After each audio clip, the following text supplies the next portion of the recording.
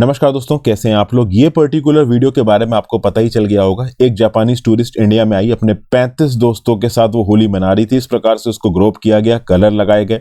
बाद में एक फेक सी स्माइल वो दे रही थी। एक लड़के ने आके अंडा फोड़ा, उसने उसको एग मारा। जैसे तैसे बच के वो ओवरऑल गली में घुस के साइड से निकल गई। इस पर्टिकुलर वीडियो को उस जापानी लड़की ने अपने सोशल मीडिया के अकाउंट पे पहले अपलोड किया। एक बहुत ही अलग रिस्पांस आया, बहुत से मैसेजेस आने लगे। वो लड़की घबरा गई, उसने पर्टिकुलर वीडियो को डिलीट कर दिया और इंडिया छोड़ के चली गई बांग्लादेश। अभी के लिए क्लियर नहीं है कि क्या वो इस पर्टिकुलर इंसिडेंट की वजह से इंडिया छोड़ के गई थी या फिर बांग्लादेश उनकी आइटनरी पे था। इस बारे में अभी कोई जानकारी क्लियर नहीं है। इस पर्टिकुलर लड़की ने कोई भी पुलिस कंप्लेन नहीं की है और ना ही जापान के एम्बेसी ने कोई पुलिस कंप्लेन की है। जब ये पर्टिकुलर वीडियो सोशल मीडिया पे वायरल हुई, उसके बाद जो दिल्ली कमीशन फॉर वुमेन की चीफ हैं स्वाति मल्लीवाल जी, उन्होंने इस पर्टिकुलर वीडियो को देखा और उसके बाद दिल्ली पुलिस को नोटिस लिखा। दिल्ली पुलिस हरकत में आई, इन लड़कों को यहाँ पे अरेस्ट किया गया। अब जो भी लीगल इंक्वायरी है वो चलेगी। इस लीगल इंक्वायरी के रिलेटेड जो सेक्शंस हैं क्राइम अगेंस्ट वुमेन के रिस्पेक्ट में, वो सेक्शंस मैं अभी आपको यहाँ पे बताऊंगा। बट डेफिनेटली ये जो पर्टिकुलर वीडियो है ये इंडिया को एक गलत लाइट में दिखाती है। इस पर्टिकुलर लड़की ने ओवरऑल इस वीडियो के वायरल होने के बाद जो अपना कमेंट दिया, उस कमेंट में बोला है कि I am sorry for the controversy. मुझे नहीं पता था कंट्रोवर्सी इतनी बड़ी हो जाएगी।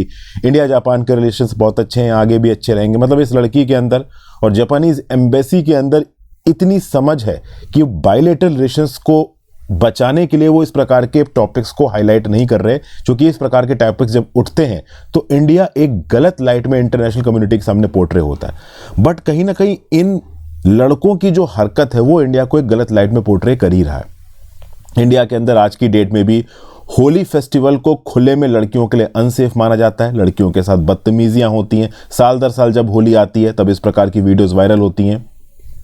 देश के नॉर्दर्न हिस्से के सबर्बन इलाकों में तो घरों में लड़कियों को यह बोला जाता है कि भाई घर से बाहर मत निकलो, कोई आपके साथ बदतमीजी कर देगा। तो this is a lack of sex education in our social polity में। अक्सर कर एडिटोरियल जब आपके साथ डिस्कस करता हूं तो एडिटोरियल के अंदर जब भी रेप के रिस्पेक्ट में, सेक्सुअल मोलेस्टेशन के रिस्पेक्ट में कोई आर्टिकल आता है तो वहां पे जो ऑथर्स हैं वो अक्सर कर ये बताते हैं कि इंडिया के अंदर सेक्स एजुकेशन को बढ़ाना चाहिए। हमारे सोशल सर्किट्स में माँ बाप को लड़के और लड़कियों को इक्विटेबली ट्रीट करना चाहिए। जब ये होगा उसके बाद ही हमारे देश के युवकों में समझ आएगी कि हाँ भाई, इस प्रकार की हरकतें उनके लिए भी खराब है, सोसाइटी के लिए भी खराब है और इंडिया की इमेज ऑन इंटरनेशनल फोरा के लिए भी खराब है।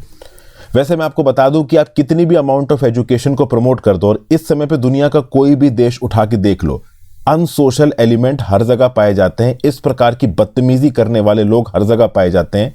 बट प्रॉब्लम यह कि इंडिया के अंदर थोड़े ज्यादा क्वांटम में पाए जाते हैं।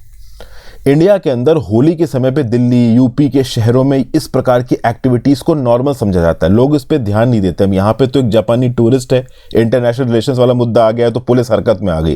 बट बहुत सी इंडियन लड़कियों के साथ जो बदतमीजी होती होगी वो इग्नोर ही हो जाती होगी। इनफैक्ट सिर्फ होली ही नहीं दोस्तों, कई बार ये भी देखा गया है कि फॉरेन टूरिस्ट इंडिया के अंदर आए, फोटो खिंचाने के बहाने ओवरऑल लोगों ने किसी फॉरेनर लेडी को गलत तरीके से छुआ, जिसको आप मोलेस्टेशन बोलते हो, ठीक है ना, मौके का फायदा उठाने की कोशिश की। कई बार तो ऐसा होता है कि वो टूरिस्ट किसी भी पर्टिकुलर कंप्लेन को रजिस्टर ही नहीं करते हैं। कई बार कंप्लेन रजिस्टर हो जाती है तो पुलिस एक्शन लेती है। तो ये दिखाता है कि सोशली हमारा जो फैब्रिक है वो हिला हुआ है। जो सोच है कुछ युवकों की वो बहुत गंदी है। उसकी बहुत सी वजह हो सकती हैं, या तो वो खाली बैठे हैं, कुछ कर नहीं रहे, या फिर उनको सोसाइटी में ठीक तरीके से सिखाया नहीं गया है। तो इस प्रकार की हरकतों को रोकने के लिए देखिए दो चीजें इंपॉर्टेंट है। First of all sex education, social equality का पाठ पढ़ाना।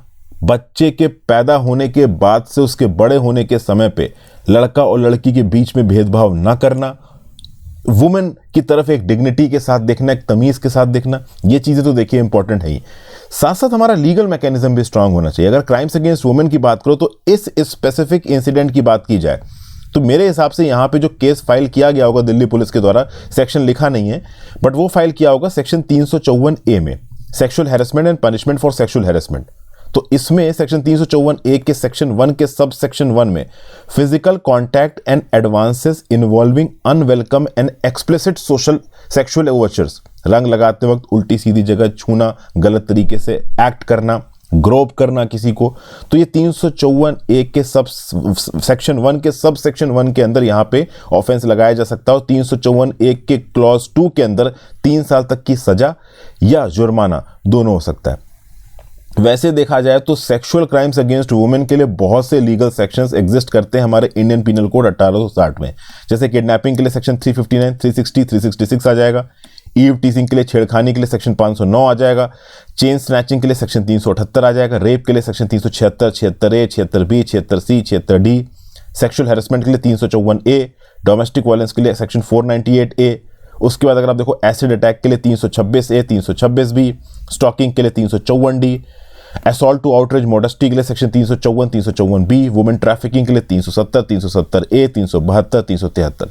अब ऑब्वियस ही बात है, ये सारे सेक्शंस में आपको एक एक करके नहीं बता सकता, समय काफ़ी चला जाएगा। जैसे फॉर एग्जांपल अगर आप बात करो सेक्शन 354B की, तो असॉल्ट और use of criminal force to women with intent to disrobe, किसी एक पर्टिकुलर वुमेन ने जो भी क्लॉथिंग पहन रखी उसको उतारने के इंटेंशन से, उसको नेकेड करने के इंटेंशन से अगर आप असॉल्ट करते हो तो सेक्शन 354B लगेगा।